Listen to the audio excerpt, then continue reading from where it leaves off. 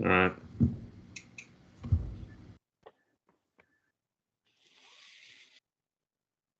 Ladies and gentlemen, welcome to the Cross Commission Podcast. My name is Saif Fakadu. On the other line with me is Jake Nazar and Ryan McDonald. Gentlemen, a little bit since we've last been on the mics, but always a pleasure to be back with you guys. How you folks doing? I feel great. Jazzed up, juiced, just reinvigorated by the power of podcasting. Ryan will be joining in and out with us later, but I know he'll be rightfully gloating about the Mets, back in the New York groove. Good to see you. We were joking around before we went live, Jake. New York is back. It's just potential Subway Series. Mayor's indicted. The Jets fired their coach. The Knicks are looking pretty good. I was like, hey. Well, enough about the Knicks, but yeah, I'll join in a little bit later. But a little preview what's to come. Hear that? There he is. Knuckles Mr. McDonald from Long Island on line one. Coming a little bit later, Jake and Saif will get a little lacrosse talk in, a little bit of banter. I'll be in about 45 minutes or so for a little bit. You know what's coming. I'm not going to spoil it. Jake and Saif, take it away. I love that a mayoral indictment and the Jets firing a coach is barometer for New York being back. There's certain American cities where it doesn't really feel like the vibe isn't right if the mayor isn't up to something. It's not a. It's like Chicago. There needs to be a DOJ investigation ongoing just to feel alive. It's like whatever's it's like breaking Chicago mayor under. It's like, well, yeah, obviously, Chicago. Absolutely, American tradition. Yeah. So what's that? The Michael Irvin bit? We're losing recipes. I love Michael Irvin, man.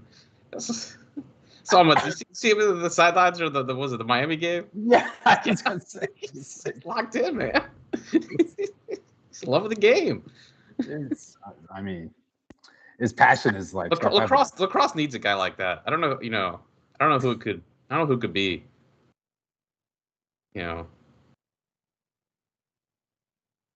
Because it's so unique. Because he was one of the best wide receivers. Yes. Of all time, but and I think it's his Miami connection, especially. I think it would have to be someone from Maryland, because Miami, football is so big. Maryland, the Crosse is big in that state. It's got to be homegrown, passion. Syracuse, it could be a Syracuse guy. Oh, yeah, it could definitely be Syracuse. Because listen, Miami, Syracuse is the Miami of upstate New York. Many have often said.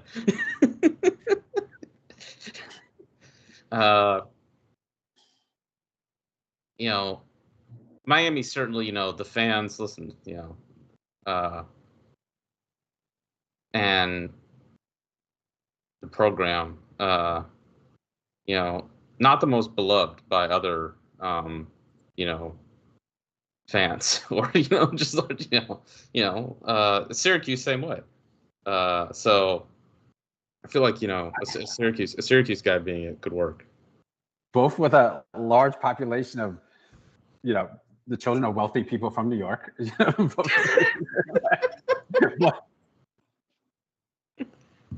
Yeah, it's good. I'm gonna workshop this. Yeah, Crosse needs Michael Irvin, super fan. Just living and dying on the sidelines of every game. Just sees a goal go in for the other team. Just starts just falls to the turf.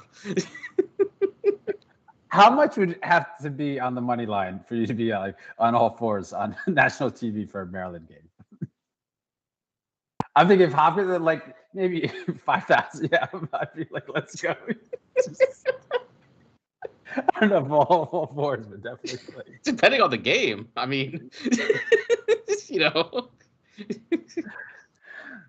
I mean, you know, if you put a live cam of me in like my living room, you know, depending on the game, I'd probably be like that.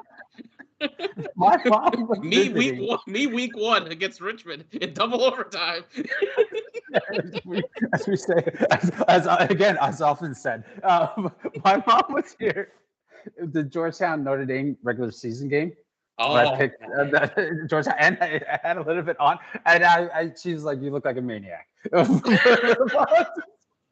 Just never saw that side of me, like especially when Georgetown came back into with a lead. I was just, man, that wasn't even a Hopkins game. That's sick. That's so beast. No, yeah, depending on the game, yeah, I could, it's it's I'm trying to think the last game that actively killed me. I mean, I know it for you. I'm not going to mention it. I was in the Virginia game for sure. I was there. I was there. I died. I was thinking about that game the other day. I don't know why. It popped into my head. What was it for me? Honestly, I mean, there were a lot of aggravating. That the entire season was up and down. Yeah, what a wild season. Maybe that the Notre Dame game last year, 23, the one they lost in what, triple overtime? Oh yeah. We're still disputing the we're still in the appeals process, trying to take our case to the Supreme Court for Chris Kavanaugh's. That one was, oh my gosh, that game was brutal. That might be the last one where I kind of I was like by like 2 hours after the game was over, I'm like, all right, maybe I need to reconsider what am I doing by like exactly. Maybe I gotta reconsider how I approach this stuff. Maybe I shouldn't put my emotional well-being in the hands of 18 and 19-year-olds. Listen, these days it's like 23-year-olds. You may feel a little better about yourself, They're adults practically. We hear every week on commentary how they turned down, what is it? JP Morgan or big bank jobs on Wall Street for sure. Exactly. They're practically,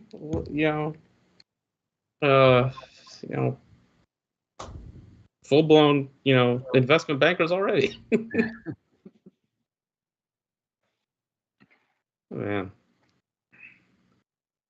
it's been a while. When was the last time we did one of these? Well, we had the Wilkinson pod, but that was just me and Coach. But yeah, I guess Woj was the one last time we were both together, I think. Yeah. It's been a bit. There's been I mean, it's kind of the quiet-ish part of the calendar. The PLL season is ended a couple weeks ago, so now we're in. I mean, it's fall ball, so you got some stuff going on. But yeah, the PLL season ended. The Utah Archers won the championship for was it second year in a row? I want to say, yeah, second year in a row. So that was a couple weeks ago. Seemed like they had a good season for the PLL from what I could tell. Seemed like some of the viewership was pretty good. I caught some of the games, not a lot, what I could tell, but and then what other news? I think the only news was this was last week. They announced the 2027 and 2028 men's and D1 the Final Four and championship sites for 2027 and 2028. They still have not announced one for 2026, which is fast approaching. 2027 men's D1 championship will be held at, you're not going to believe this, Lincoln Financial Field in Philadelphia. Apparently a newly, built facility, hopefully to be finished in time. Philadelphia, fastly rising American city, not known for its hosting of major events. And then the 2028 men's former industrial giant, the 2028 men's championship will be held at the commercial capital of the Northeast, Gillette Stadium in Foxborough, Massachusetts, just outside of Providence, Rhode Island. The women's championships for both years will be held at formerly known as PPL. There was something else in there, now known as Subaru Park. So 27, they have all of the events in one location. 2027 women's D2 and D3 championships will be held at Tampa. This is a good time, by the way, to send a shout out to any of our friends, followers, and just everyone in general who's been impacted by the storms of late in the southeast. I know we've been DMing with our good pal Mark Hart, who joins us often for the bracketology episodes. He's thankfully been doing, I think, all right. He wasn't hit too badly. I don't think he's in. I think he's in southern Georgia. So he wasn't hit too badly, thankfully. But of course, there's those Georgia, obviously those in Asheville, North Carolina, that area, and then with Hurricane Milton, which just hit in the Tampa, St. Pete area. So just wanted to take that moment. Anyone who's in the way of the storm, I hope everyone is taking care and doing well. So those are the ones announced. The again, 2026 has not been announced. They haven't announced 2025 D2 or D3. And 2020, I said 20 will be in 2028 D3 will be at RIT. So yeah, I mean, we've kind of talked about this topic, I think, like probably a dozen times over the last, 7 years since they announced the, championships last in 2017. So I don't, it was, I guess, interesting that they only announced it for 2 years. Maybe, I don't know if there's anything to glean from that, but other than that, not surprising. I don't know what they're going to do for 2026. I guess that's the only, interesting thing to parse from there. Because it was supposed to be at Gillette, but then Gillette pulled out because of the World Cup. And if we presume that the World Cup is an impediment, then the link would be off the table because they are hosting World Cup games. In which case, I mean, the only other, place to host this thing in the last, good decade is East Hartford, and something tells me they're not rushing to, run back to East Hartford anytime soon. But Baltimore, East Hartford has never been tried before, Jake. Exactly. Listen, never been tried before. Look, 2026 East Hartford, unencumbered, inflation is down. Imagine where it'd be in 2026. Cost of living down. GDP going up. We're talking 2026. What is it? 250th anniversary. I mean, Olympics. I mean, just we're talking like a Pax Americana potentially. There are many macroeconomic things happening. The macroeconomic trends are very positive. It's in towards 2026. Favor. Exactly. They were not in 2022. So like, listen, maybe we just give it another shot.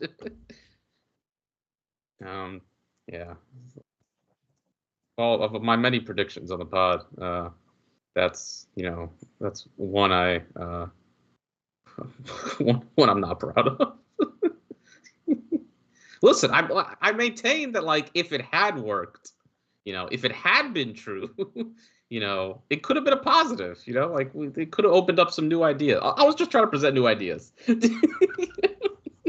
That's all I was looking to do here. What can be unburdened, what has been, like the possibilities. Let go of the past. I was just trying to present, let's say Hannibal Buress thing. Well, I'm just trying, why you booing me? I'm right.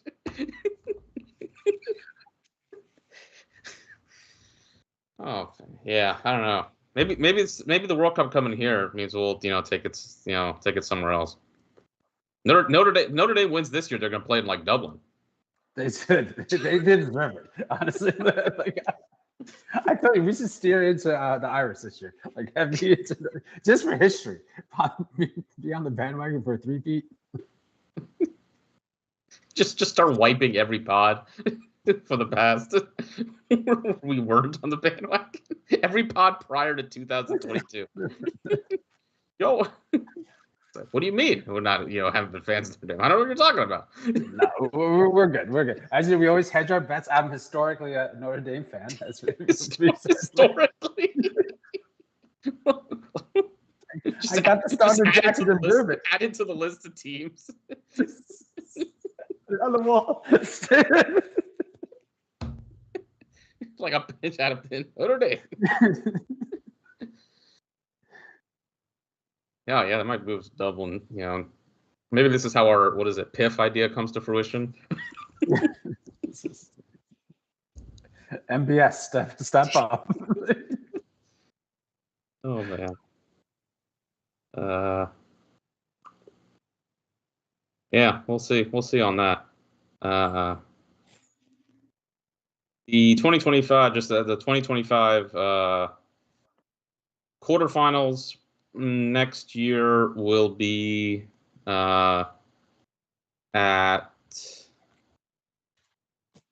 Hofstra as per usual, and what else we got? Hofstra and Annapolis. Not Hofstra? No, 2025? No. Sorry. I was wrong. 2025, we're at Annapolis and Providence. Taking a break from Hofstra. So 2025, we are at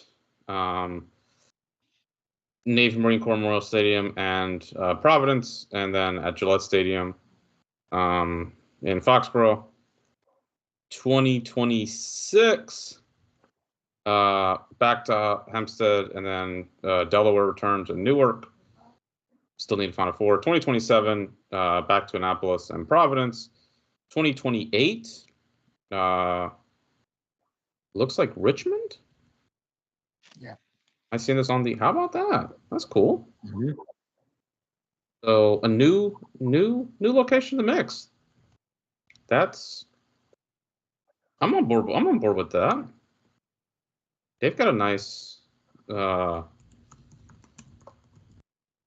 do they? What's that? What's that sit? 8,000?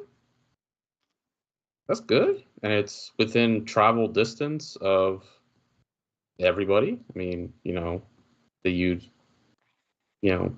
want. Oh, it does have a track though. I know, the track can be on TV. It can be, little. I know that was a complaint this year about Towson. Listen, I thought Towson, in terms of if you were there, it was great. I know the TV kind of perspective, was the track was a little difficult, but yeah, Richmond's cool. I like that. It's a good if we're introducing a new, I know we've been talking. I think we talked about that on the season recap pod. That if you're going to introduce a new location, any new location needs to be in like the hotbeds. A place that's easily accessible for the majority of your teams. Look, obviously, Denver, look, they'll probably be a little tough, but, for Hopkins, Maryland, Virginia, Duke, Carolina, et cetera, that's good. So, yeah, I like that. Good move. Shout out Richmond. If the right mix of teams, especially if it's like Maryland, Virginia, or Hopkins, Navy, I mean, not Navy so much, but like, you could definitely have a super crowd, a crowd reminiscent of like the ones they have at Navy just recently. But I mean, even louder, given only 8,000 potential seats, I could definitely see that could be a sellout if there's the right amount of teams. Yeah, and Richmond is, I mean, you're talking, a, it's really nice stadium.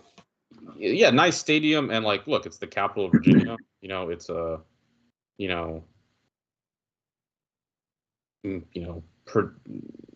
where it's located is, I don't know exactly where the university is, relative to the city itself, but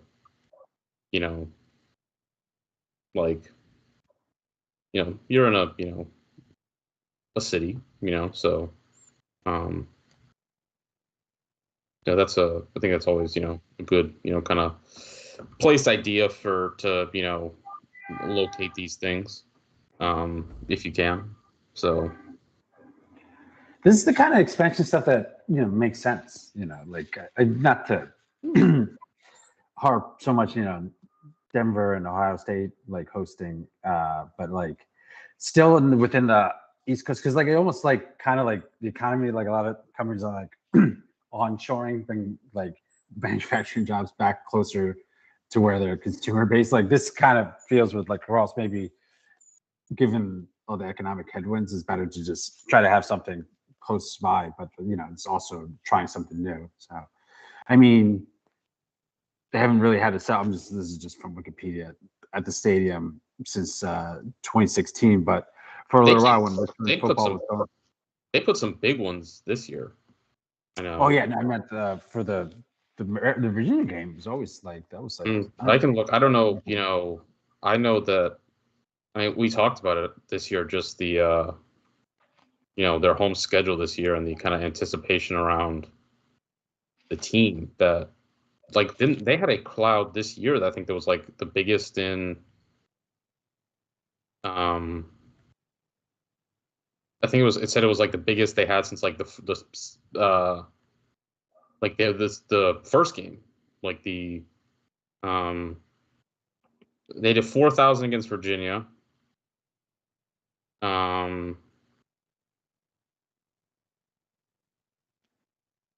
And that was the big one that they did.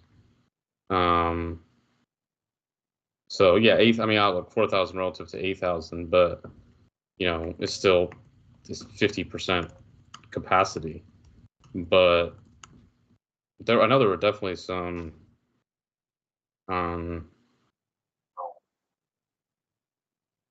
The Duke game was. So the Duke game was attended by 2,783. But I remember Christian Sweezy said that when he was there, he overheard that they had sold far more tickets for that. Now, again, only got that many people in the door. So, yeah, it was the Virginia game. 4,012 was the second highest in program history behind the inaugural game in 2014. The 2022 Virginia game where they won 42-41. So yeah, like actually might have been packet for the college. Yeah, maybe even more than So, yeah, maybe some of these might not be, exact or they're, approximations, but, yeah, they've done some good ones. But no, what you were mentioning, I don't think this came up. I don't think we talked about this since maybe we did. I don't remember the last time we all three of us did a show. The Maryland Notre Dame deal in Georgia this year for 2025, that's super, that's awesome. Like, that kind of like regular season thing, like, man, you do that all the time, like I got no, problem with, I think those sorts of things are fantastic. You get, local teams, that can go to the, can show up, and go. Because I think it's also, like talked about, usually you're headed towards like the end of, like usually like high school playoffs and stuff like that is going on around the time of the NCAA tournament anyway. So it's harder for, to get, people into the games and things like that during that time. But like, yeah, early March, I mean, we all know, like, with just the nature of the current calendar the lacrosse plays, and I mean, granted, look, the weather, snow is less and less of a factor every year seemingly than it, used to be, in, Northeast, kind of, I mean, 10 years ago, it felt like there'd be games every week kind of affected by, snow to some degree. This year, obviously, more towards the Ivy League, things like that. You get towards New York, more towards, obviously towards, Vermont areas like that. Yeah, you're going to have it. But in, Pennsylvania, teams in Pennsylvania, Maryland, much less so than it used to be. But look, if you ask Maryland and Notre Dame, yeah, like, you get to play it, in Georgia in, on the first weekend of March, instead of playing in South Bend or College Park. Yeah, they'll probably take it, like, and they're playing at, what is it, Bobby Dodd Stadium, I think, which is a really cool stadium. It's located right in, downtown Atlanta. Georgia's obviously a, booming metropolis just in general, but we've heard there's a bunch of players coming in from Atlanta and that area, and other parts of Georgia as is. So yeah, so like that sort of thing's great. Like I got no, I think those sorts of events are super cool. I went to the one at Audi Field, a couple years ago from Maryland, Virginia. That was awesome. They had a huge crowd there. I had a great time. So yeah, it's absolutely, those things make all sorts of sense. If Denver and Utah and whoever wanted to get a couple teams want to play out there, I mean Denver and Notre Dame, I think Denver and Notre Dame have played like neutral site games before, and I know Denver's still a little salty about the end of that series, but like if you got something out there, sure, yeah, like I'm not gonna like anything against that. That's good stuff. But no, it's like the NCAA, it's the same thing as like the NCAA, like, like the basketball tournament, when it comes to like playing the games, and the basketball, they've thankfully kind of moved away from this. Like when they used to play, Sweet 16, Elite 8 games in like football stadiums. It's like no, like it was bad. It was a bad product, because it's hard to shoot in there, and the scores were low, and also, you got what, 20,000 people in a 60,000 football stadium, or you could just put them in, I don't know, Madison Square Garden. It's like, I don't know. One idea seems better. I always never liked, like, it felt like they were on a stage, because Yes, like they are. Yeah, basically. It's just, I mean, frankly, yeah, but you're right. Those event style like games with like marquee, like national fan base, like with a time to promote those, like those are great though. So pretty good products through those California games. They're stands were great scenes. The YouTube comments were a nightmare, but like it was so fun. But yeah, I think, but with the biggest product or the quarterfinal, second biggest product, kind of a short bat, but also like I said, I think it helps with the proximity because 80% of the teams are in the Northeast, so high probability, except for Notre Dame and Denver every now and then, teams being in the quarterfinals are from the East Coast, so Richmond's outside, a little bit different look, but I think it's still in that sweet spot to get a pretty good crowd.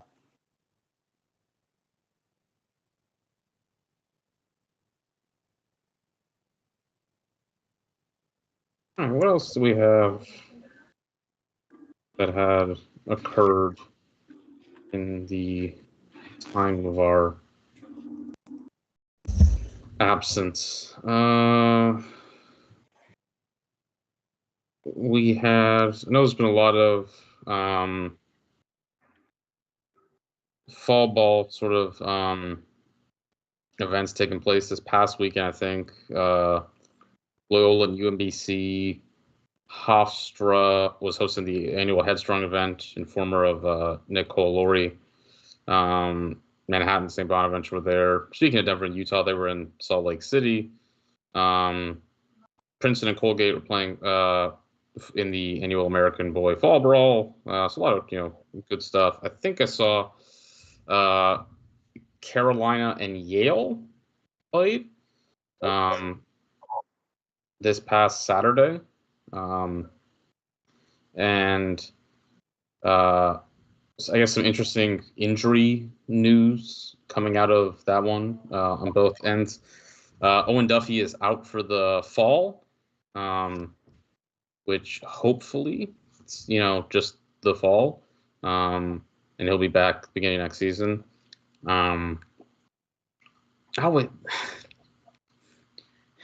Lacrosse and injuries is just.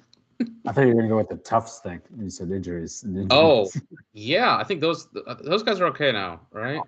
They were discharged, most of them, I think. But yeah, that was gnarly. All right, so yeah, all 9 were discharged earlier September. Thank goodness. No, I was this thing lacrosse and just the way coaches can because there's lack of demand, a lack of scrutiny, you can call it. We kind of talked about it. And again, I hate to do this because it's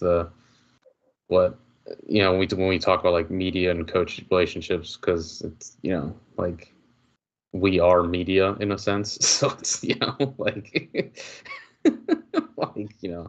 not, there's trust me, I'm not I understand the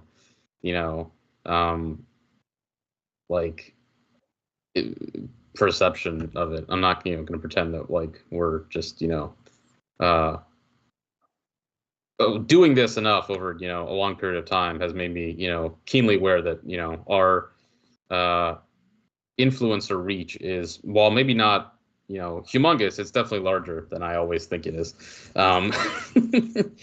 And so and I know that there's nothing more nauseating than media talking about other media. It's the most just navel gazing thing in the world. But the way that injuries get covered in college lacrosse is just insane. Owen Duffy, at the end of last season, Carolina was talking about it he was week to week. Maybe less. They were yeah, he might come back, towards the end. It's and then he shows up at the sidelines and he's got an iron lung knee brace. It was so big, dude. And then it's he's out for the season. Well, no, now he's out for the fall. It's okay, well, obviously he had some pretty significant, injury. What injury? I don't know. I'm not gonna, I legitimately have no clue. Probably find out. I guess I'll attempt to do, but I mean, I feel we've tried. I've heard, we've heard different things, and it's maybe it wasn't that. It wasn't at that bad. It's like, I don't know. It seems kind of bad, you know. I mean, at least, you know. And look, ruling out for the fall could obviously be precaution. But be that as it may. And then, look, we know how it is. Like, you know, you'll hear nothing about guys being hurt throughout, you know, the fall or going into preseason, and then you get to the first week of the season, and it's like, you know, oh yeah, he's out. Or what was it, Grant Ament?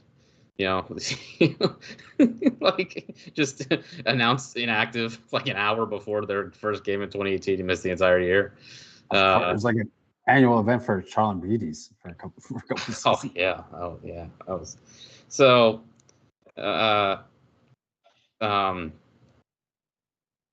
Yeah, it's just, you know, it's always something. But no Duffy, no Dom Petro.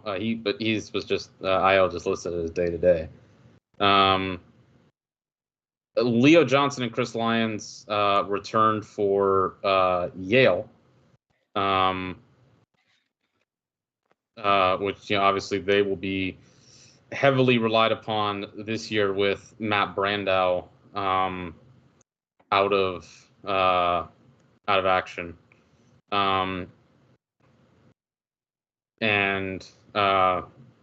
But Carolina certainly, you know, put the goals in, and seemed like, you know, some of their transfers, you know, fit in nicely. They got, you know, Gianfrancaro in goal.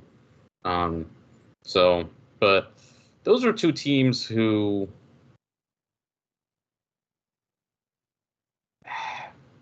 you know, I'm trying to figure out how to phrase this. There's the you know, there's a way of looking at, like, you know, the spotlight's going to be on you, you know, going into next season. It's like, you know, it means like you got pressure, you know, expectation live up. It feels like the spotlight is maybe not on those two teams, and I feel like that in and of itself is sort of the indictment, maybe. You know, that like it doesn't feel like there's a lot of, at least, you know, if you think about the end of, you know, last season, and then you just kind of, you know, read some of these, you know, the early kind of project, you know, rankings, and, you know, where people kind of think some of these teams might stack up. Yale, I think, might some, but you know, Carolina, I don't know. Carolina, the public perception versus how things actually move in lacrosse always seems to be like a couple years behind. Like, I think the public sort of like perception with, you know, Carolina has like you notice like people discussing like Bresci and all that basically lagged like a year behind him actually, like, you know, his actual contract. But the narrative and like the, you know, you saw a lot of like, you know, online discussion, and even I think just kind of like talk about the state of the program relatively a lot more last year than you kind of had before, when you got down the stretch of that season, you know, with because they were just not competitive in a lot of those games, and of course they beat Duke at the end of the year.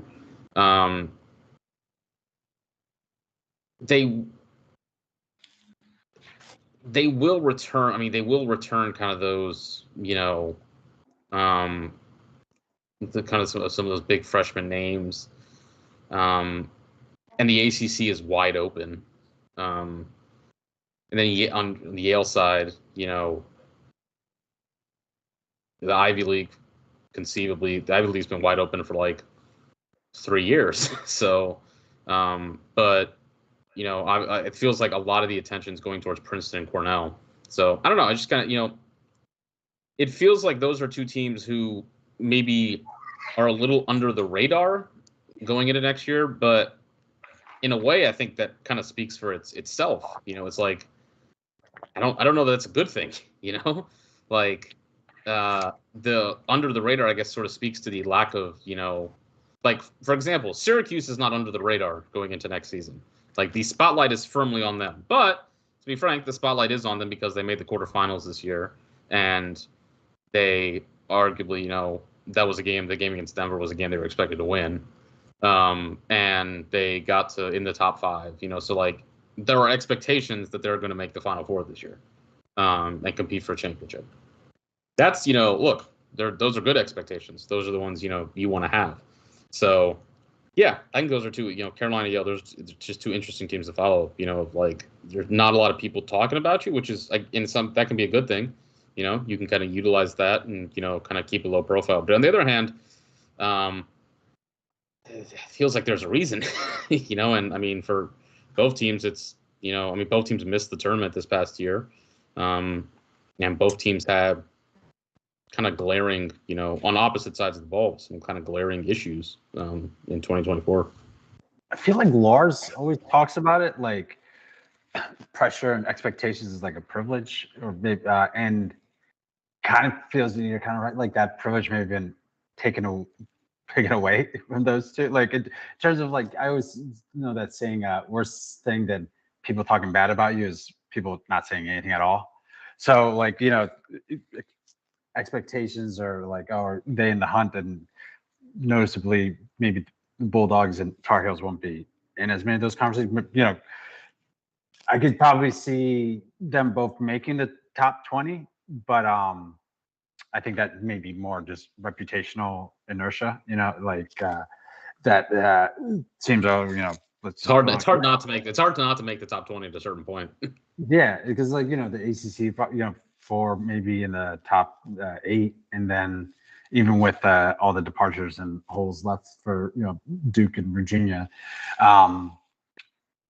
but yeah, I think like Princeton's really, I feel like kind of maybe not cemented like their apex position in Ivy League, but they've done real good job 3 years running when Yale's supposed to have the team where everyone's this is the Final Four team. I think 2022 that's Princeton beat them in the quarters, and I think expectations were high for last season and in 2023, and it's just like Princeton still ended up winning the Ivy and the one making it in the tournament. So, and for North Carolina, it's been kind of like 4 years in the wilderness since Chris Gray, like Final Four year. I mean, it's 3 years without making the tournament, and so there was a huge overhaul, 2 seasons ago, that didn't kind of right the ship, bringing Petro in and letting Mets go. I don't think it's lost on a lot of people that they let Mets go and he takes Denver, but moves to Denver. Then Denver makes the Final Four, last season. That definitely did not help the what is like avoiding the kind of like the strays on online. Yeah. But that could also be kind of good, unburdened by having maybe outsized expectations. Just given Yale's offense was prolific, but like always kind of had the Achilles heel of that defense. North Carolina just didn't seem to put together, even though people kind of saw potentially like top 3 in ACC. Never really ever materialized these last 3 seasons. So, and obviously not even making the tournament. So, but maybe this is like kind of a reset. But I think they both still have a lot of the same questions. Like, I don't think has really poured up that defense, and North Carolina still like, just inconsistency because, they'll like blow out Duke at the, last game of the regular season, potentially making the tournament if they win by a certain margin, and then, just not being able to close the deal in other points throughout the season. Yeah, the thing is like, Freshie having a short deal, probably adding to maybe some urgency, but I don't know if I don't really see them, in a wide open ACC, maybe, but like I couldn't really see. I wouldn't put anything like top 3 out of the ACC from them going into 2025. That's the thing, it's always the ACC being wide open, is look in the one sense, yeah, it can be a positive, something you like. It's like, what does that mean? It's like, look, Notre Dame's still going to be number 1 to start next year. I don't think anyone now. how long they can be there, I don't know. But I don't think there's anyone who doesn't think Notre Dame's not going to be a very good team. Is Syracuse, Syracuse probably going to start number 2? Do I think they're number 2? I don't know. Do I think they're a top? Do I think they're a Final Four contender? Yes. So. All right. Well, that's 2 teams in your conference right there. Look, Virginia. At the end of the day, they got a lot of questions obviously to answer. But are you going to count out Virginia? No. Maybe a team with as many questions. Actually, a team that we had. A question that came in from, and I do kind of, we were gone, but straight back, the heat comes right away for us. Came from @Georgia Happy Hour. How many titles does Duke need to win the next 4 years after wasting Brendan O'Neal's career? I think this might be our slant now after, that show we did after the quarterfinal. But yeah, certainly, there's going to be, a lot of the spotlight will be on in Durham. I think they're a team that will have, the spotlight on. One, it always is, but from just, I guess, the failed expectation specter. But listen, they're gonna have as much talent as anybody. Again, will they have as much talent as they've had the last 4 years? No, I don't think that's really possible. But certainly, they're gonna have a lot. To answer the question, how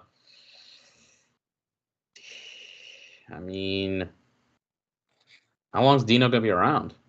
That might be my answer. If you told me Dino was there all 4 years, and you gave me an over/under of half, I might take the over, just because the odds are he'll probably get there enough to where I'd be like, yeah, they might slip away with one. If you told me he's not going to be there all 4 years, I would. Even you gave me half, I'd take the under comfortably. But yeah, they're the opposite end of Carolina. The results have been good, but certainly not good enough. And the spotlight will be bright in Durham. But maybe in some, the pressure might be off, in some ways too. Look, it can't be any. But again, it's we talk about Lars. It's the pressure comes with having Brendan O'Neal and Josh Sawada and all those guys. Pressure goes away, but it also means those guys go away too. I think I'd like to have those guys back. I'm still thinking about that live show that we did, the Duke Syracuse, first quarter. Is this team as good as the Maryland team? It just went straight downhill. All time radio. God, we gotta do more watch-alongs this next year. Yeah. Somebody say all-timers. Brian, over under. Brian, how many? What was the question again? Titles does Duke need to win? How many titles does Duke need to win in the next 4 years after wasting Brendan O'Neal's career? That came from @Georgia Happy Hour. I don't know, because the thing is, they have, even after they didn't get anything with Brendan O'Neal, they still have all that, the whole 2010s to kind of back up off of. So I don't know.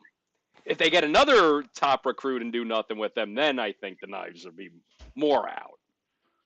Well, it's Duke. They get a top recruit every year. There's never gonna. I don't know what the I don't know if there'll ever be a top recruit to the level of Brendan O'Neal again. Maybe 20 years. What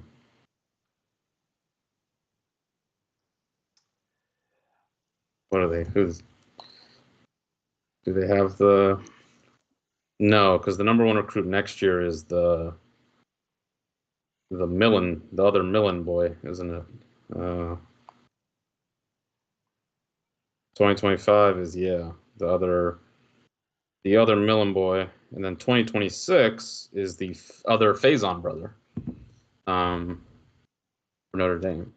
So Don't worry, there's still all of Chaminade oh, St. Anthony's recruiting classes yeah, I mean, look, there's refilled. yeah, So. like the class of 24, Duke's got the number incoming this year. Duke's got the number 2, 4, 22 ranked recruits.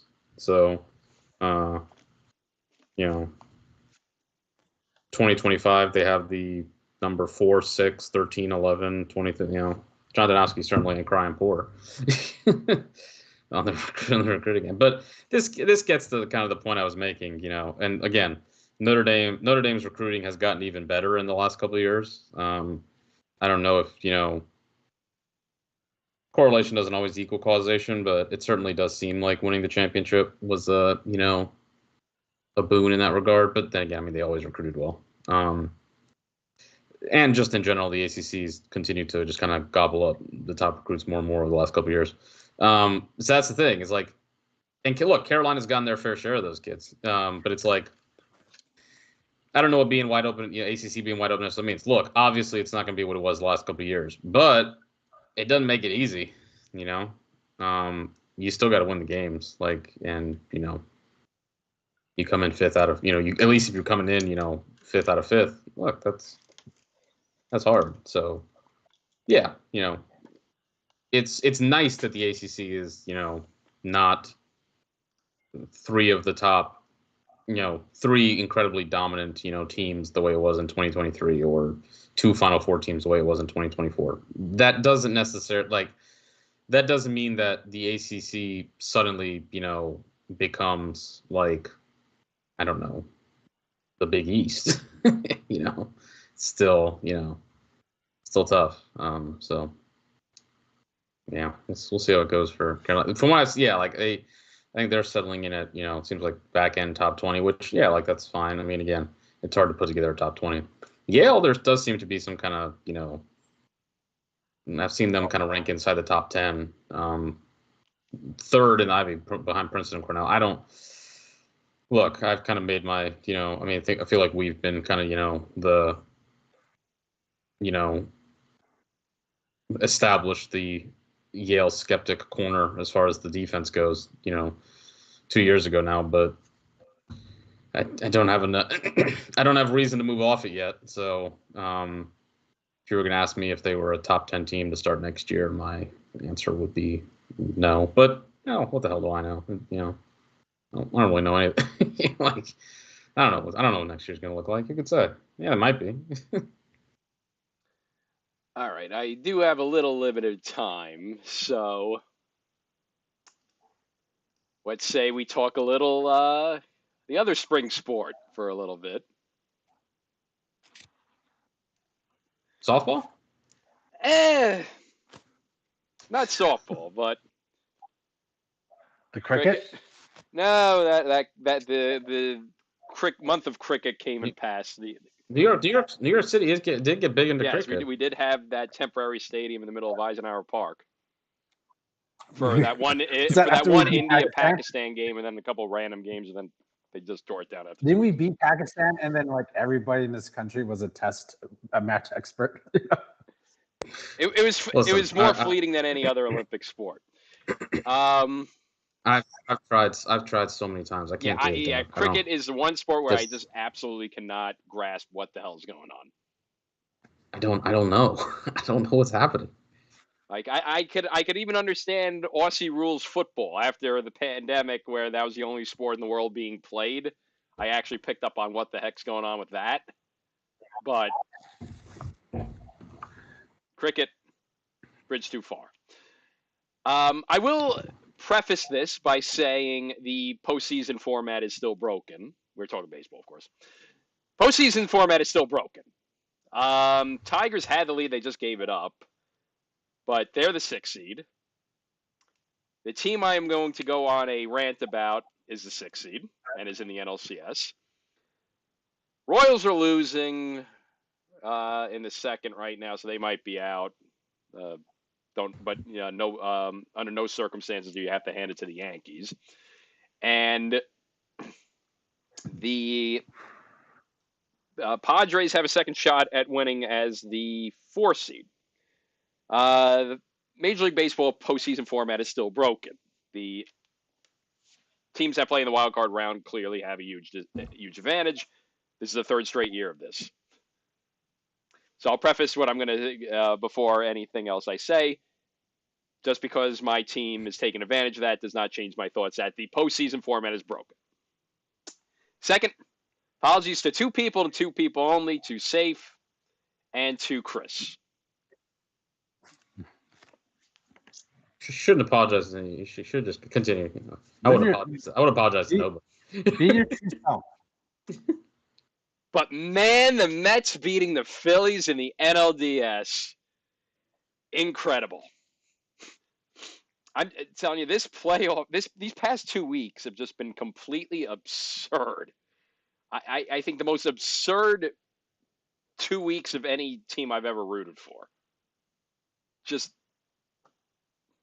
because it's the Mets, a team where you expect whenever there's good things to happen, it falls apart immediately after.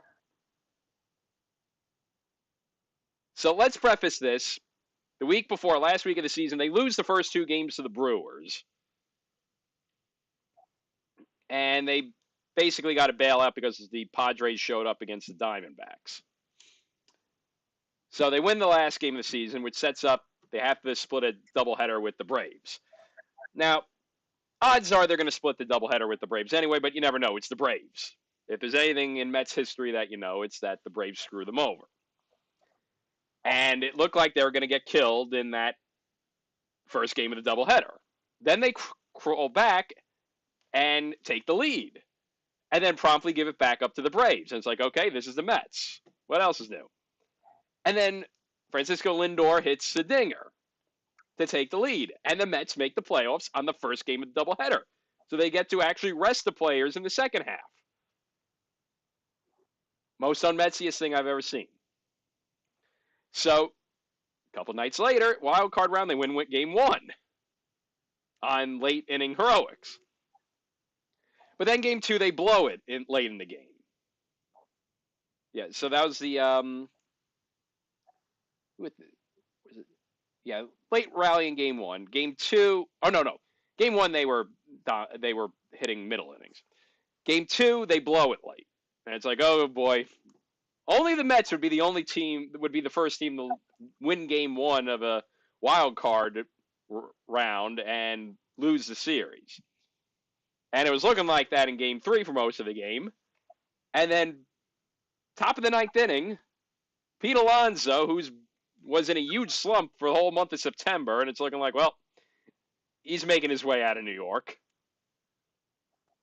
Hits a 3-run bomb. Mets win. Most un-Metsiest thing ever. So then it's like, okay, well, now we got to play the Phillies. Phillies were my pick to win the World Series heading into the playoffs. Then they win game 1. It's like, all right, late inning heroics again. Then game 2, okay, bullpen didn't look good. They lost, all right, but got split in Philly. That's all good. Then game 3, they once again win. And what was the final score of that one? One game's blurring into another for me. So game 2 was, the big inning. No, 6th and 7th. Yeah, so they were getting kind of beating up the Phillies in game 3. Then game 4. So the Mets keep on stranding runners.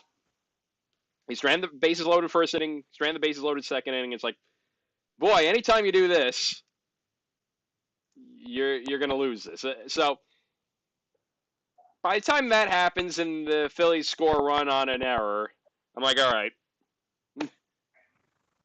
They don't win this. They're not winning game 5 against Zach Wheeler. Only reason why they won game 1 is because the Phillies bullpen completely wasted Zach Wheeler's effort. And Zach Wheeler, of course, is a former Mets, so of course it would be so Mets to lose the series after having a 2-1 lead with home field and then lose to the ace that's your former pitcher. Then bases are loaded again in the 6th inning. Francisco Alvarez grounds out, and it's like, they're going to waste this again. All right, Lindor's up, but it's going to be a double play or something. And then he hits a grand slam.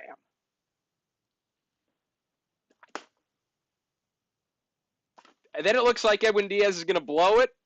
And then all of a sudden he throws 2 strikeouts, 2 nasty strikeouts, and a pop out in between. Mets win.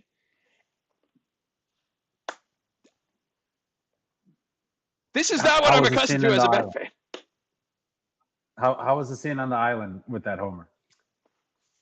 I was out on my walk and I had Howie Rose on. So I had my radio on because the doubleheader game, I was driving home from work and I had it on the radio and the Mets won. The next day, I was out on getting my exercise in. Game was on the radio. So I've been just sticking to the radio for this playoff run. And Howie Rose has been having like some absolute all-timer calls, like up there with Matt Toe this week, the past 2 weeks. And I'm also a man of superstition, as you can tell. So yeah. The luck of the Irish. So you must really enjoy the Bob Costas games on TBS. Huh? Again, there's SNY Ron Darling, and then there's TBS Ron Darling. There's a huge difference. I don't know. Everyone shits on the Costas ones, and like to be fair, I get it because like it's awful. I think I like kind of like it because he has like no idea how to like call a baseball game on television. I don't really think he knows how to call a baseball game, period. He just like does his impression of like how someone would call a baseball game that he heard on the radio in like 1950. Yeah. And it's kind of like really funny. Remember that he announced the NBA finals for like 4 or 5 straight years. Well, he did good. He is a good basketball announcer. But like he'll do. Like he was called like when Stanton had a double and like he's like and Stanton pumps his fist and it's like there's no need for me to know that. You're only telling me that because like on a radio you describe literally everything that happens because there's no that's radio. You describe every you set the scene. On TV that's usually not what you do. Some commentators do it. Mike Emmerich did this, which is why I never really was a fan because like he just talked all the time. I'm like, dude, like I know I'm watching the game. I see what's happening. But I just find it funny. Like he'll just like when he's just shitting on Giancarlo Stanton, like he does it in that just very like dry, matter of fact way of like a way a radio announcer would. Or that one, the one everyone hears about, like Pedro Strop, where he said he's like begging for forgiveness from God because he blew a save or something. It's like I don't know. I kind of find it funny. I mean, listen, he's not good at it, but it's kind of. He is Bob Costas. I mean, you give him a pass with that. Yeah. This is something that's actually like so. That's like a good point, or something. It's like, how old do you have to be for like being Bob Costas to actually like resonate with you? Say it again. How old do you have to be to like he's Bob Costas to actually like resonate with you? You had to watch the Bulls during Jordan's Jordan era Bulls or he also called the baseball for NBC in the late 90s. Baseball, you're Olympics aficionado, Ryan. Like, right? I feel like Costas Olympics as well. Like, if you remember anything from the Vancouver Olympics on back, I think London. I think it's the Bulls. I think it's the Bulls. Yeah. I really just think so. I think it's if you're like of 90s, like early 2000s was like Costas. Well, because like someone pointed this out on Twitter where it was like when he was going hard on Bonds. That was that's awesome. Listen, So I saw someone point it on Twitter where they were like, it's like people's idea of like, old people, and like they were like people's idea of like old people and technology. It's like, dude, if you're like 50 years old, like you were 30 in 2004, like, like old people know how to use the internet and everything, Like it's like people's like perception of like old people feels like is like just permanently entrenched in the 90s. And it's like that, like so I'm just thinking of like, it feels like, we're like, oh, Bob Costas. Like surely everyone's got, like, they do like Bob Costas resonating. And then I'm like, well, yeah, like he hasn't really been a thing since like, he left the Football Night in Bulls. America, I guess. And it's like, Well, yeah, well, man, I mean, the he was on board for the Football Night in Bulls- America until the mid 2010s. Yeah, but no one watched Football Night in America. Like, so like really it's the Bulls, and that's like 1998. So really would have had been like, I don't know, 15, I guess. That kind of age, 15, 16. So yeah, it's like unless you're like mid 40s or early, late 30s, early 40s, like, or you're just a sicko like me, like the idea of like, Bob Costas is just like, who the hell is this guy? Like, it's like he's just any other, like Al Michaels, for example. Like Al Michaels probably, Cashing in the like Amazon does. checks. Yeah, like there's probably, like 20-year-olds who watch it for like Al Michaels is like, who's this guy? Now, if you're a little older like me, it's like, oh, Al Michaels was the guy who called games with John Madden. Like I'm still old enough to remember the last Super Bowl that John, like I'm But I mean, in the range enough. he only left NBC like 3 or 4 years ago. He was still calling games with Collinsworth until 3 or 4 years ago. Yeah, but nonetheless, like the thing we have to like, people like, I'm 25. If you're 22 and under, and honestly, it might be me at like 25. People under the age of like 22 don't watch television. Yeah, a couple of my coworkers and I were discussing, like, you would think New York would be hype for Mets and Yankees, and you see everyone with Mets and Yankees stuff are all the teachers, and none of our students are wearing They Mets don't or watch Yankees things. Yes, like I do. It's like when I went to school, like everybody was in sports stuff when I was in school. Yes, like when the Ravens won the Super Bowl, because I lived in, the day after the Ravens won the Super Bowl, everyone wore their jersey to school. Like that was like, that was the thing you did. Like on Fridays before, like during the fall, everybody wore purple. Like that's just, these days kids, now listen, some of it still does. Like there's still kids, who talk about the NFL. Yeah, we're not going, like you Zoomers or whatever, alphas. No, like, it's just different. Yeah, it's just different. Like, I'm not even saying they're not aware of, like, they don't watch it. I'm saying they watch it by like, they watch like the highlights on their phone, or they watch, on YouTube. And honestly, this is probably what the NFL is going for with like, putting games on Peacock and Prime Video. Like, well, it's like the NBA. Everything with the NBA, everyone consumes is just mixtapes set to trap music. Yeah, well, the problem with the NBA is like, the NBA doesn't like present that stuff in like a, like the NFL does. The NFL just, like NFL just puts out like final 15 minutes of game, like, on YouTube. It's like, the NBA, doesn't have, no one has NBA is Twitter accounts going, here's 3 minutes of Dion Waiters being a problem. Whatever. Fire emoji. But no, yeah, like that's just, it's like if they don't watch like, just TV in that same, kind of like, well, yeah, like I'm, it's a very different. Well, anyway, because my time is going to be a little bit short, I'm going to spend another 10, 15 minutes. Sorry for going off I think, so I think whatever happens going on. But I feel like first, exercising the Braves demon by winning that first game of that doubleheader, because the Braves for so many years have tormented the Mets. And then the doubleheader hurt the Braves, but not the Mets. The Braves got knocked out in 2. Then exercising the wild card round demons. 2016 was the ode to the Mets game where they had a pitcher's duel, lost in a homer in, what was that, the 8th or 9th inning.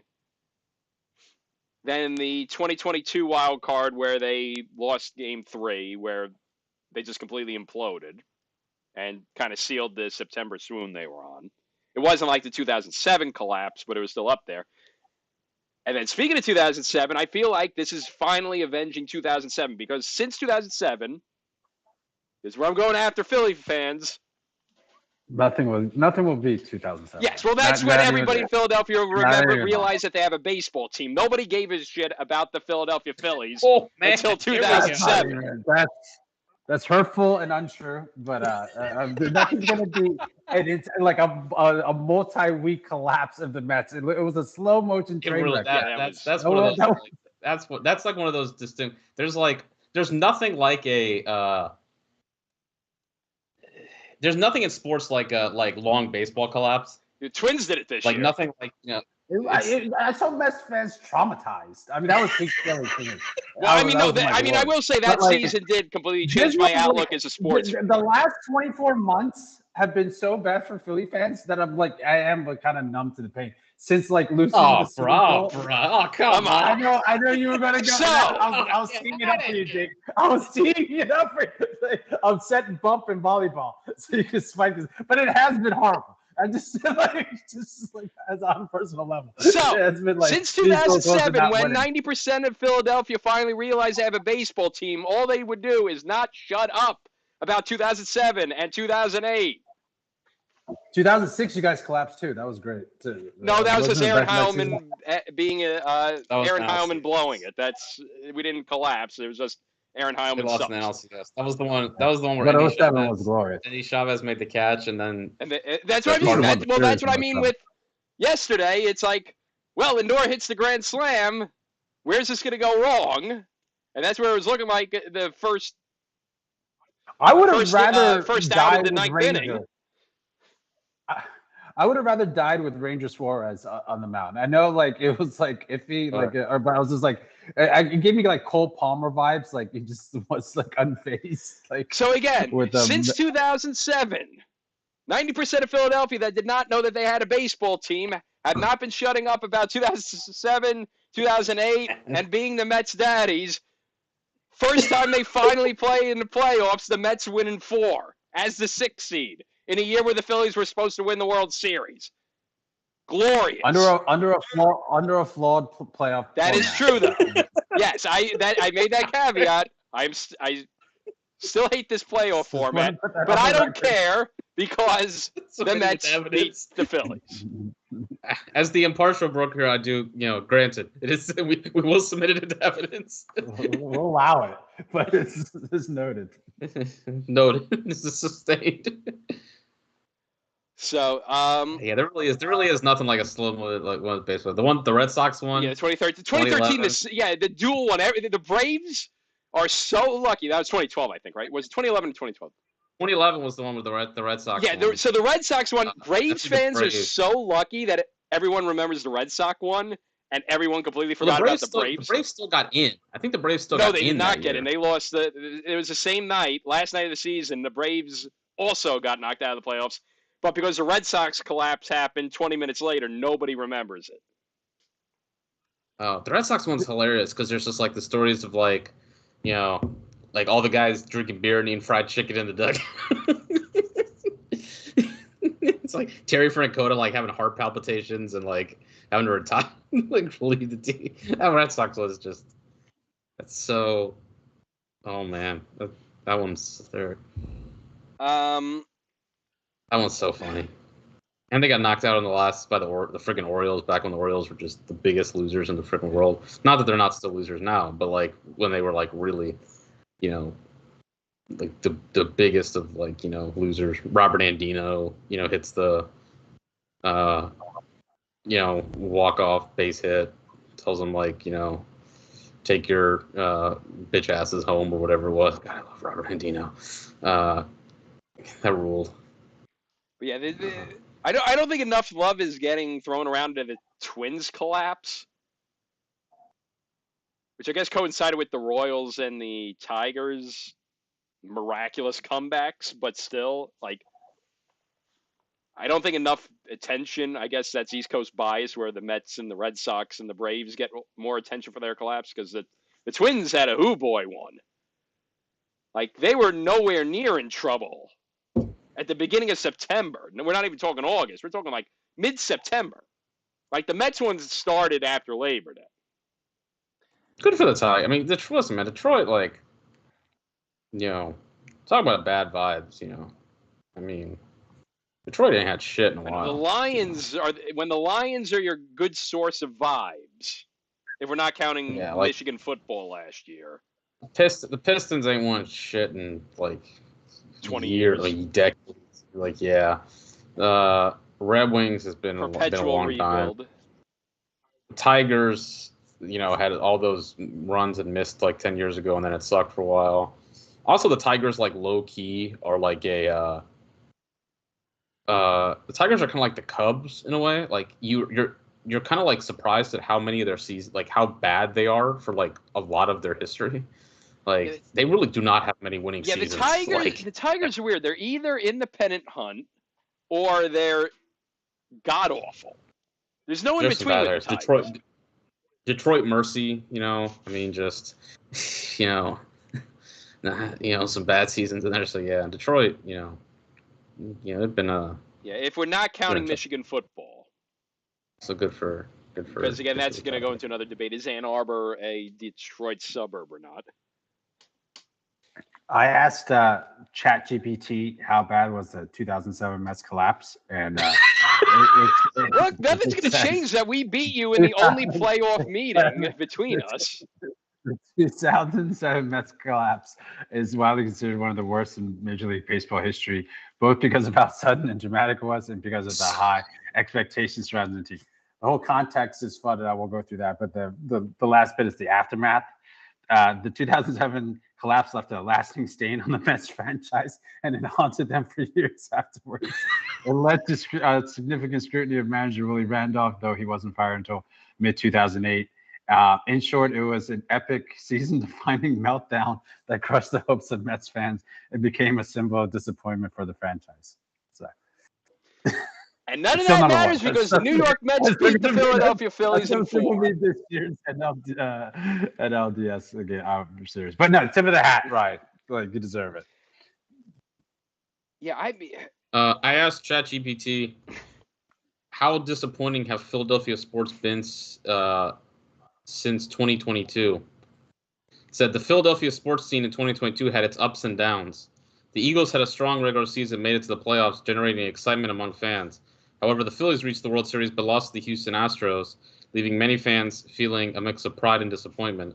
The 76ers faced playoff struggles, and the Flyers had a challenging season. Flyers had a challenging season is an understatement.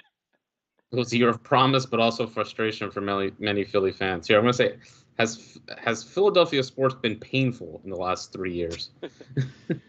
No, and I mean, well, the other thing is, too, with Philadelphia, like, the amount of sports Twitter personalities outside the city of Philadelphia that start bandwagoning for Philadelphia every year just to get disappointed.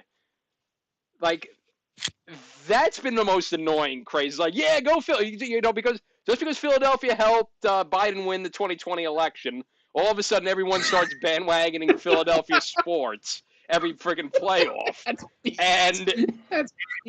And I think honestly, I honestly that's some of the great audio that's ever happened on the show. But I think it predates that. Honestly, I think it goes back. I think it goes back to Nick Foles. Probably. But I mean, that one was great because the Patriots lost. Here's the problem. Honestly, like that Super Bowl, I think we need to have like a council on like that Super Bowl. A national commission. Yeah, like truth and reconciliation, maybe. Like, because like on the one hand, Doug Peterson has like delivered a new meaning to quiet quitting. Yeah, he's just been a fraud ever since. Like Doug Peterson, like truly just like when they talk about like no one wanted to work anymore, like Doug Peterson ain't working. And they're still giving him jobs. I mean, it's unbelievable. I mean, and on the other hand, what it's brought us in terms of Philly sports, and it really just a truly sickening thing. But on the other hand, Tom Brady losing to Nick Foles is one of the funnier things that ever happened. Lost twice to Eli Manning and to Nick Foles. The god Nick Foles. I Man. mean, So yes, Philadelphia sports fans have had their share of pain over the last 3 years. The Eagles had a disappointing season in 2021 after winning the Super Bowl in 2018. The 76ers faced playoff disappointments, particularly in 2021 when they lost in the second round. Yeah. The Phillies showed promise by reaching the World Series in 2022 but fell short. The Flyers struggled consistently. The Flyers struggled. Node. The Flyers, the only buzz the Flyers have made in the past like 4 years since the Islanders ruined their lives in the bubble has been they introduced Gritty and that's it. That's really their highlight outside of they won the 3 round robin games to get the 1 seed in the bubble. And then the Islanders have sent them to hell. Apparently that series broke them. I don't know. But yeah, the Sixers, man. Sixers, year after year, second round exits. They can't even get to the conference final. Like, we got to have a conversation with that. Even the Celtics managed to stop. We've had there have been many conversations. Yeah. But like, even the Celtics stopped being clown frauds for once. Sixers can't even get to the Final Four. Now, you might say with this, hey, Ryan, the haters might say, hey, Ryan, the Mets have made more Final Fours in the past 10 years than Syracuse lacrosse. In which I'd counter, yes. Did you also know that the Mets have made 2 more Final Fours than Johns Hopkins lacrosse since October 2015? We used to be a country. We used to be a proper country. Mets now match the Islanders of all teams in Final Four appearances. New York is back, but I mean, well, but at what the cost? But at what cost? Safe is not truly back yet. Princeton winning it this year. Princeton Hopkins final. Just tripling down on the Princeton thing would be sick. Princeton Hopkins Maryland Notre Dame Final Four. Notre Dame. Who does Syracuse lose to in that scenario? Well, I'll tell you the one that would make me probably spontaneously combust the most. Cornell. Losing to Princeton? Because Syracuse hasn't lost to Princeton in 15 years. Hopkins would also be up there, but that already happened in 2015. So,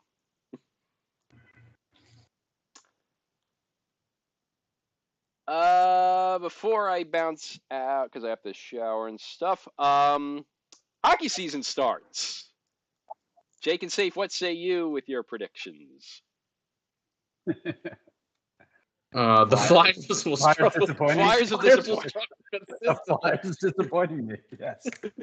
I mean, they got a Mitchkoff. They got a real Calder candidate. There's excitement there, but how is Torts going to screw him up is the question, I guess. I asked ChatGPT, was the 2022 Maryland men's lacrosse team the greatest team of all time? It said 404.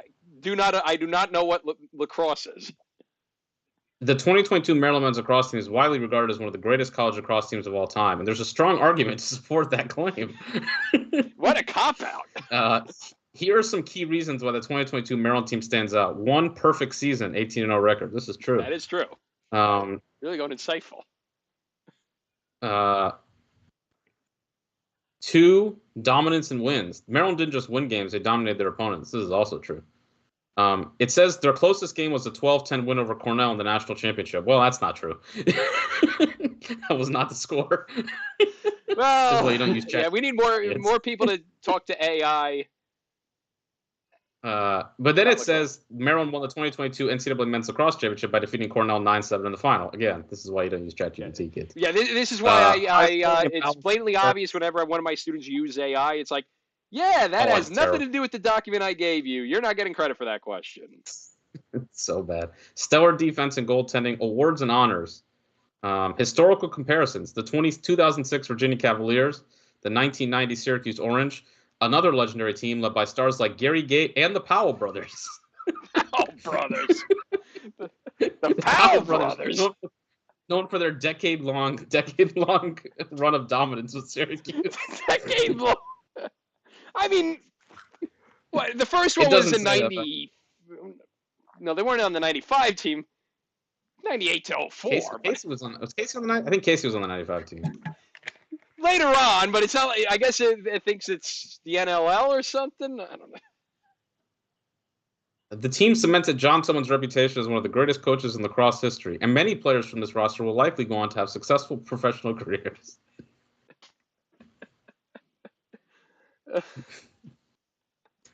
This is funny. Oh man. So I'm gonna say, in terms of our teams, yes, I think the Flyers. I don't. The Metro's so weird. It's so mid that Mets? The Mets? The Mets are weird. That's true. I'm saying the Metropolitan Division too in hockey. I feel like second through seventh, whatever, everyone's equal amount of mediocre now and now that the Canes have lost a bunch of guys. Who knows with the Devils? The Islanders are consistently or forever, perpetually a 7th to 10th place team. Washington, who knows? Flyers, who knows? Penguins, I feel like the bottom's finally dropping, but nobody's realized that yet.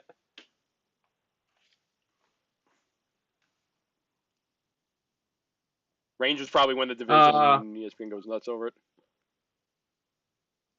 I think the Capitals will make the playoffs, and I may or may not buy a Screaming Eagle jersey because I'm still thinking about it. I'm still looking at that $200-something price tag and contemplating my life choices. So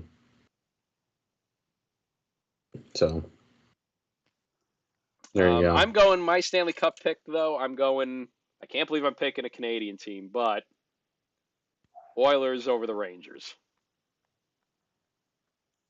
New York is back. If there's a Subway Series followed by New York, the Rangers in the Stanley Cup final, they might let Adams off. You need the Knicks to win the East to really get there. You need the Knicks to win the East in order to get to that.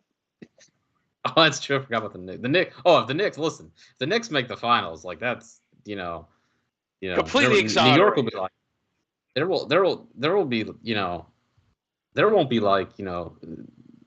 there will not be enforcement of like laws in New York for the guy who runs the side talk account is going to be the mayor of New York when that happens. He's going to be the richest man in New York. Jalen Brunson will win New York's electoral votes in 2028 if the Knicks win the title. If the Knicks win the title, there's going to be 5 documentaries within the next 2 years on this team. Spike will never actually make like another movie again. Like his that'll final just be movie will everything just he be does. his footage from the championship celebration. Like he'll do a actual he'll do a documentary on it. He'll do a drama with behind the scenes. It's the season with I'm trying to think. Who'd be a great Tibbs? Paul Giamatti would play Tibbs. Dramatize the arguments they have with Dolan. Who'd play Dolan? Yeah. And that'll be it. He'll go off into the sunset. That's his magnum opus. I don't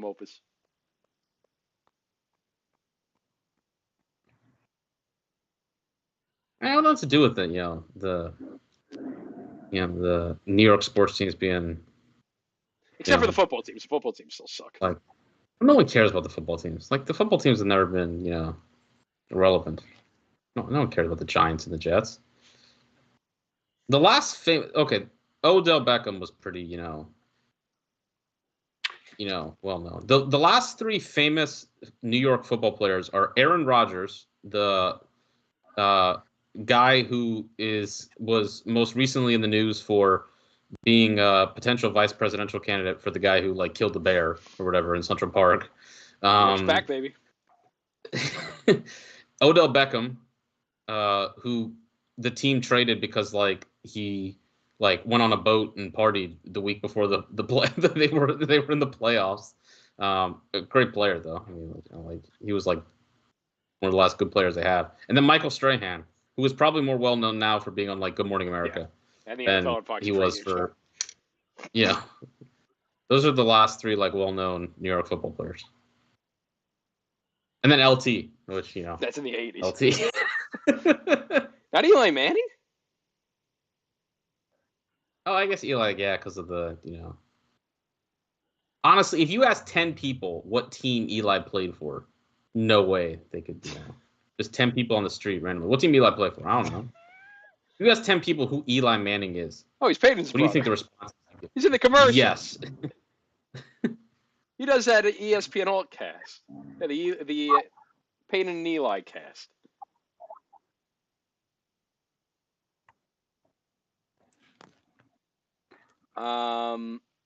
Jake, I was thinking of that Tracy Morgan line when he was talking to Larry King when you're talking about like no laws in New York. It's like there's a Wall Street crash and it goes like, Jake, I'm not an expert, but I do have a strong opinion. New York as we know it would no longer exist if the Knicks and the Rangers and the Yankees or Mets win the series. Look, I grew up here in the days before Starbucks. And if the Knicks win, it'll be 1970s all over again. People will get mean. The streets won't be safe. It'll be graffiti everywhere, and the movies will only cost $3. Man, movies $3. What a beast! Yeah, well, we can't. Anybody see Megalopolis? No. Safe. Did you see it? I feel like I actually did want to go see it. Right, I'm going to get going right now, so I'll let you guys do your movie talk. Please no Rangers Stanley Cup, for the love of God. I think we need to make Ryan. We need to do like a Ryan movie segment on the show next year. This is gonna be a thing. As Ryan like watch. It's gonna be like a thing of like it's gonna be our version of like a Mike and the Mad Dog segment. I'm trying to remember what was even the last movie I watched. Ryan said he's seen it. Go through a list of movies until Ryan said he's seen it, and then just dissect that movie for like an hour and a half. What's that? What's that one? The Devil's Own, which I always say about Ryan just because there's always like a bunch of people at an Irish house. But yeah, before you get your movie talk, one last point on New York. I don't think we've been at this levels of back since like that stretch between like the 96 Yankees and 9/11 where like New York was at its cultural peak, I feel like, where you had, the Subway Series in 2000, Giants made a Super Bowl, Knicks made an NBA final in 99. Remember what the peak of that was? I discussed this before the show. When Diddy and J-Lo got arrested. Well, Diddy's in hot water again now, so put two and two together. New York's back. Absolutely. J-Lo seems like, ready to make rash decisions. Yeah. Things have been getting messy with her and Affleck, haven't they? Safe. How's it going over the Free Affleck? We finally got our boy out. It was a prisoner exchange. All right, so I'll let you guys get to your movie talks. See you around. I didn't. You're right. Always a pleasure, kid. Yeah. Did not see Megalopolis, Jake. And one other thing, if there's an awkward blackness to it, it's because I'm finishing up in the shower and they finished the podcast. So if you're watching on YouTube, it might get awkward. Oh, I can end the stream. Don't worry. I got it. Alrighty. No, it's this safe. There's a. Oh, I remember, Ryan. There's like an article talking about what is it? Talk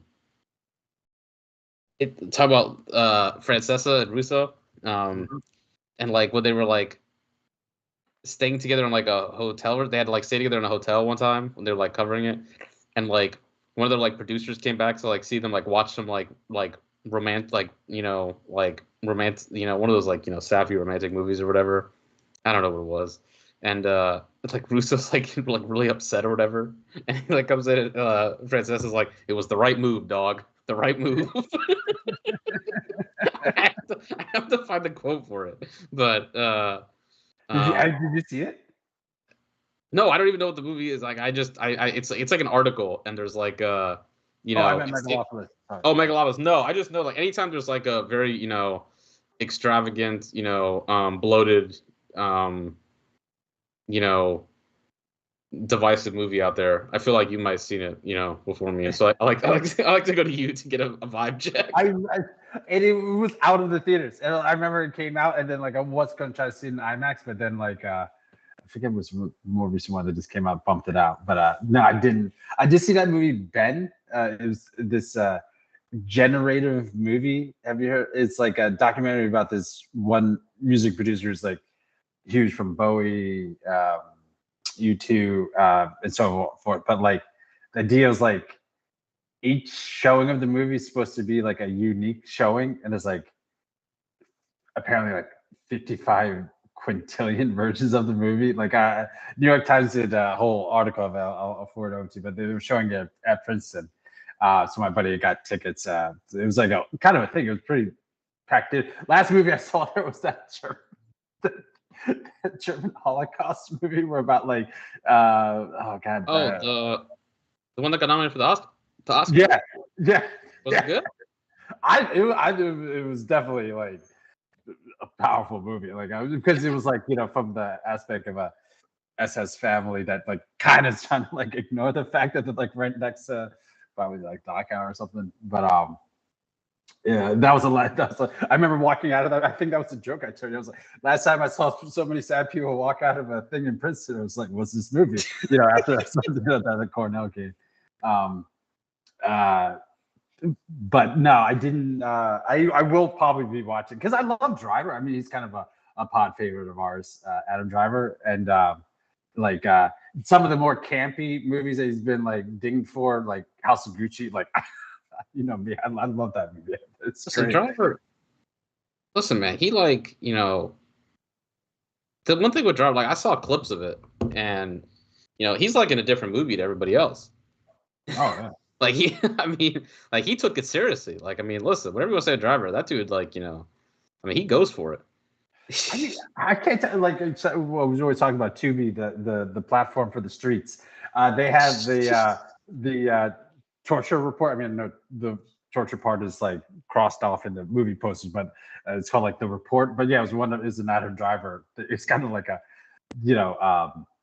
late Bush era, Obama era, look back at what they did in terms of prosecuting war on terror, and from the Senate side, how they made the whole report. But I was Driver's literally I think I watched it a couple times over the weekend just because it was the last few days before it was off the Tubi, and I was this guy, whatever he's in, I'll just watch. He's always dialed in, very I don't know. Is he our number one? Is he the number one actor? I mean, Tom's a different category.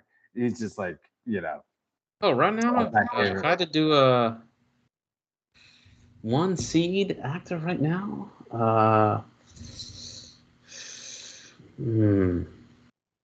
he'd be up there.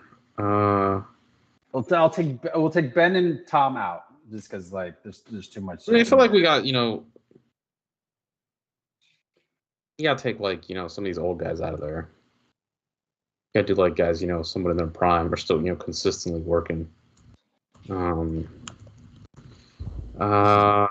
This is a good topic. Best young actress under 40. I can't even do under 50.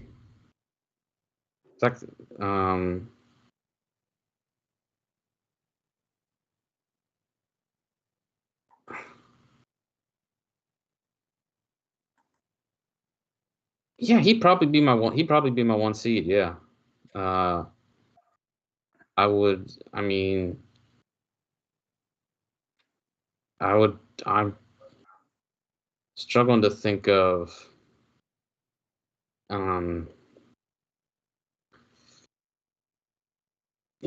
Pattinson. Oh, Pattinson probably be in. Somewhere in there.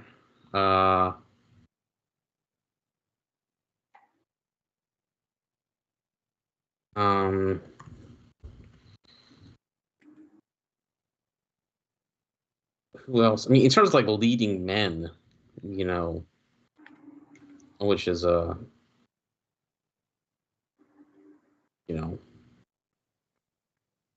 increasingly,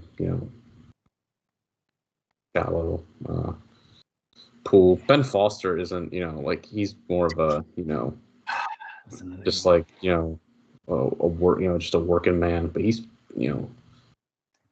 he can, he works it off. Along that line,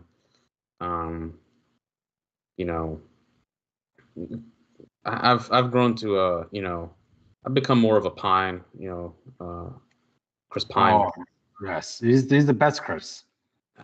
I've come to that, conclusion as time has come on. I mean, like, listen, he's got the what's the I mean, it's a very overused word, but like range, I mean, like, listen, like, he did that freaking Dungeons and Dragons movie, like that was much better than it needed to be. Exactly. Oh, much better than it needed to be. Like no one asked. Like, listen, that's like one of those things, like that was like, back in the day, like 20 years ago, they make that movie and it'd be good. Nowadays, they make that movie and you see the ad, it's like, oh, people are gonna kill that movie. There's no way it's like, Yeah. I was ready to just dunk on my friend who suggested it. I was like, I gotta admit, I was charmed. I was charmed around this movie. Like, yeah, I mean, and Jake, he's got some, I'm gonna give you he's got some juice. So I put, I mean, how old's Pine? Is he? He's 44. Well, that's why ChatGPT did not give Chris in there, but I said best male actors under 50 today. So I'm going to give you Driver, Michael B. Jordan, Timothy Chalamet, Gosling. Oh God, Gyllenhaal. How did I forget about Gosling? Gosling, Gyllenhaal, Bobby P, Daniel Kaluuya, Oscar Isaac, Tom Hardy, John Boyega.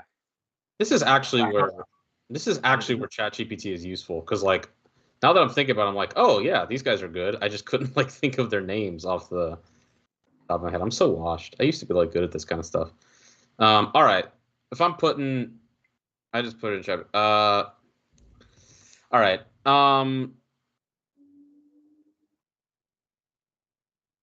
Driver's the 1 seed. He's like, he's just got, he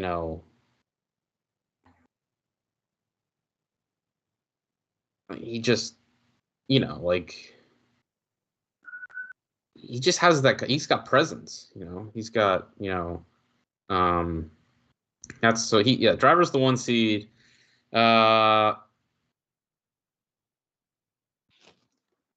Gosling would be my 2.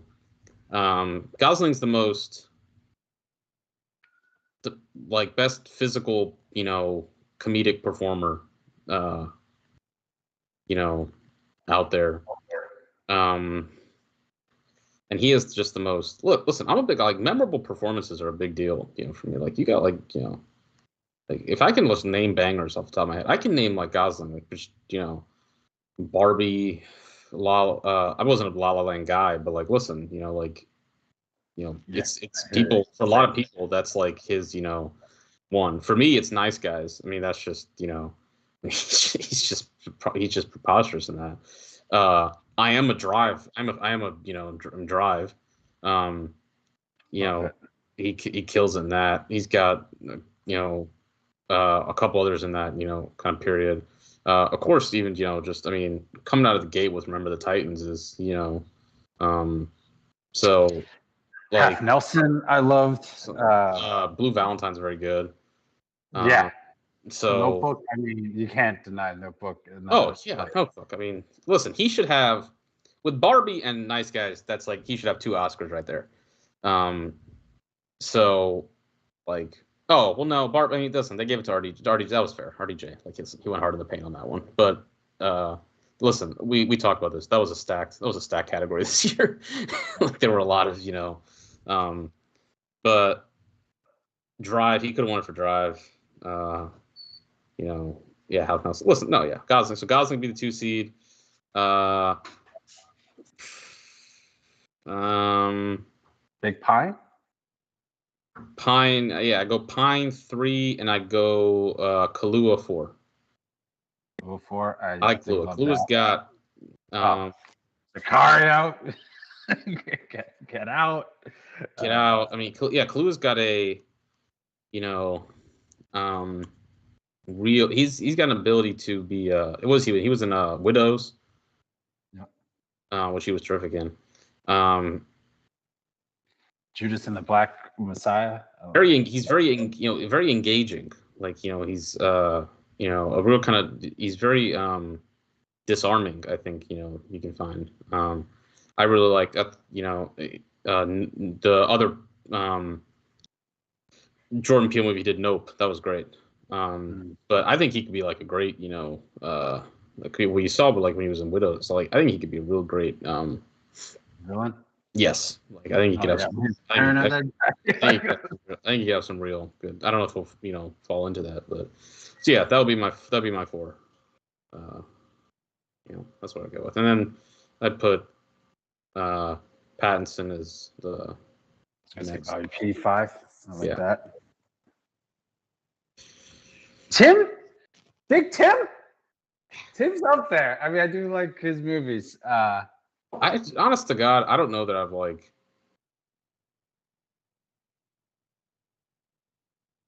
I don't know that I've like really seen him in like. I feel like I might have like missed all of his movies. It feels like one of those like I've just like completely missed his like entire.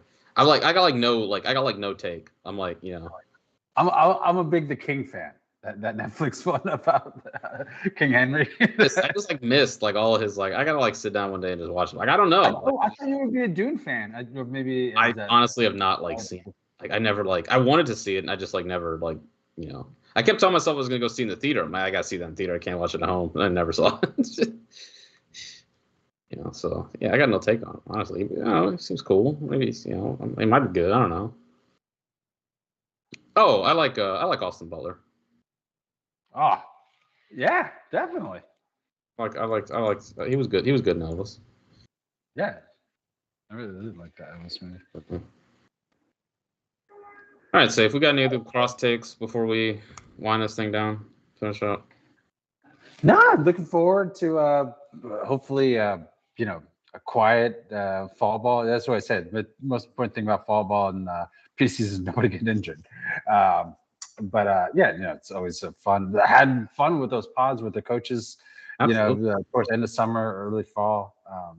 Really great insight. Two men who have a lot of great experience, but just the way that they talk about their transitions in life from one position to another. Then both of them had big changes, and just seeing how they're able to just keep themselves grounded, and also it just seemed like two really good people, like Woj and Wilkinson. I thought that was one thing that came through the most out of those pods after recording them and then listening to them. They're insightful, great lacrosse minds, motivators, but it just seemed like just two really good dudes, just in general. And you can understand why so many players have such glowing things, and peers have such glowing things to say about both of them. Yeah, I really enjoyed it. Unfortunately couldn't be on the one with Coach Wilkinson, but I loved, the Wojcik one was a great time. Man, not a lot of schedules out. No. Which is odd. It's October. I mean, listen, I know. At this point, I don't set my watch for the Maryland schedule until like January, mid January. But Hopkins schedule out though safe. I know Adam was kind of big griping about the heavy away schedule for the Blue Jays in 2025. The schedule is, I think, almost identical to what it was in 2024, which just means that last year Hopkins was, homeward bound. This year it flips. They're at Denver February 1st. My God. Start earlier. February 1st at Denver. Midweek at Towson February 4th. They played Georgetown at home February 8th. Then they're on the road at Loyola February 15th. They do host North Carolina, which I'm sure will be a, once again, a pivotal day for the well-being of Safe. My mental well-being for sure. We're just gonna do one thing for sure, and that's just win at Homewood. No matter how March 1st, get Virginia at home at Homewood. That'll be. I might need to do that one Safe. I always thought it at Syracuse at the Dome, March 9th, March 15th, Saturday at Annapolis, and then I will say, midweek games, only one midweek game. They're at Towson midweek, and and then Big Ten play. They do finish with a tough kicker at Penn State and at Maryland, which should be difficult. But do you have your eyes safe preliminarily on any games that you'll be possibly attending?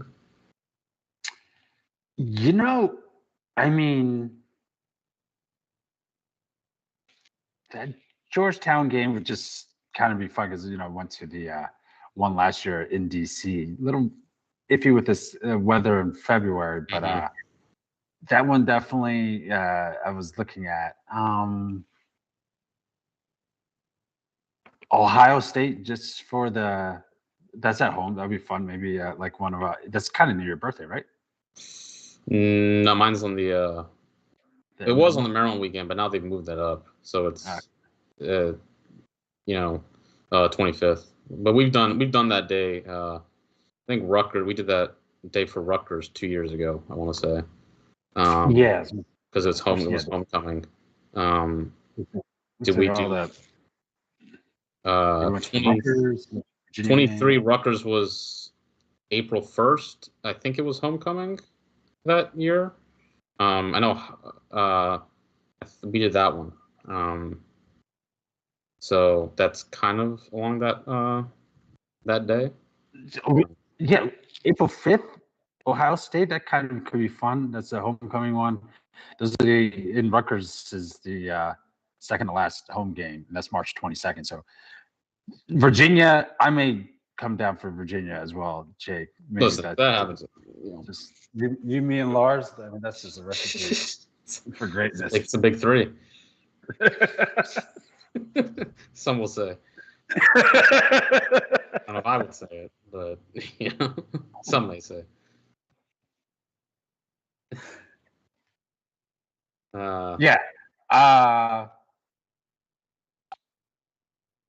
Maybe the Georgetown one, especially if I can get my friend Danny come up. But yeah, Virginia for sure. And I mean, just us watching Nick Myers and homecoming at Hopkins and Ohio State. That for me, speaking of conflicted interests.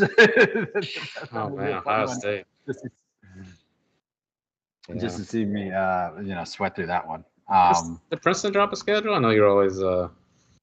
No, I'm looking for that because I think this one should be a good one. In terms of because 23 was the year they had the stacked. Yep. So they will have Maryland. I mean, I assume they're playing Maryland. I mean, they played them quite often. I don't know if they'll continue it. But Maryland, they play Carolina and Duke both in. I don't know how many of those. My gut tells me. I don't think they're doing. I don't know if either of those will go. Maybe one at most. Rutgers will be in Princeton this year. I want to say Yale. Well, yes, Yale, but that will be towards the end of the year. Well, I remember the Ivy changed. The Ivy isn't the Ivy. Are they changing around again? Or are they sticking with the same? Because last year was obviously they changed the schedule around. They did Cornell, Princeton at the beginning of the year. Yeah, moving the big games at different parts of the season. Yeah. Yeah, they're sticking with that. Yeah, Princeton. No, they'll have I know they'll have. Are they playing? I guess we don't know if they're going to play Q's. That might be just a 2-year deal, but if they played, they would play them at the. Either way, if they play, they made it a return game with the Dome, because the game was at Princeton. Ryan McDonald Day. I still love him being in the background. That one picture. That was great. No, yeah, I think we'll do another one of these soon. Maybe our top 20 pod. I think we can get Ryan on that one. Do it live. That'd be fun. Absolutely. Kind of work through it together. I think that'd be fun. But yeah, I think certainly, it's gonna be a wide open season. So, we've been kind of talking about excited for that. But yeah, I've been kind of quiet on the news, sort of front. But I am. What's Maryland's? What do they got? I don't usually go to College Park's. Usually too much of a hike for me. I don't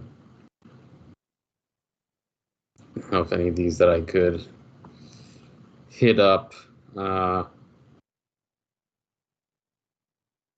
Can't obviously do the Hopkins one this year. They will be at Loyola, I believe. They'll be at Ridley. So maybe, depending on how the weather is. That's always one I keep in my back pocket. Yeah, but other than that, might be more of a tournament deal. I know our pal Mark was very excited about the Georgia event they've got. And then, I'm sure there's usually a couple events on Long Island that I'm sure Ryan will hit up. Penn and Danowski's always got something there early in the season. Penn usually I think sometimes involved in something over there. Then that Notre Dame Cornell game towards the end of the year was that was huge. It's one of the biggest crowds of the year. Year of the box office. We'll see if Was. See if listen. Sometimes sequels are better than the original. Safe. I don't know. Bad Boys 2. Some people like Bad Boys 2 more than Bad Boys 1. The kids are watching the games live, Jake. That's why they're not watching that TV. People want to be there, man. People events. Once they're not, don't they charge like Harvard? Was a Harvard charge like $20-$30 for tickets? Events, place to be. But yeah, and listen, we're only, what, 2 months away from starting these previews, something like that. It's coming. It's off season. It moves by fast. It's almost mid-October. Wow. It's crazy. This was fun. I enjoyed it. If you watched along live with us, if you're listening delayed, we hope you enjoyed it as well. If you have any thoughts, questions, share them with us. We will, answer it on the account. Or if it's a topic you'd like us to address on the next show, again, we'll try and be back reasonably soon. Maybe, get one in here before the end of October, next couple weeks. And then, maybe one more. We'll see about, you usually do one before Thanksgiving as well. So we'll be, back in a more normal groove here over the next couple weeks. But, and we'll usually be, trying to put these live. So, be on the lookout for that. Do some plugs, get out of here. Subscribe to the YouTube channel, which is the Crosse Commission, at the Crosse Commission, on YouTube. Hit like on this video. Apparently that does a lot. Want to hear. So hit like on this video and subscribe. If you're listening to this somewhere out there, Patreon, there's no Google Podcasts anymore, Apple, Spotify, wherever it may be, keep subscribing, listening. You can follow us on Twitter at college_cross. Safe. Anything to plug? Nah, just shout out to 3-day weekend for anyone celebrating this weekend for sure. Dude. Jake, I'm still undecided on the selection, but I only do it for the attention, like Jenna Maroney. But yeah, no, just always great time to be back on the mic.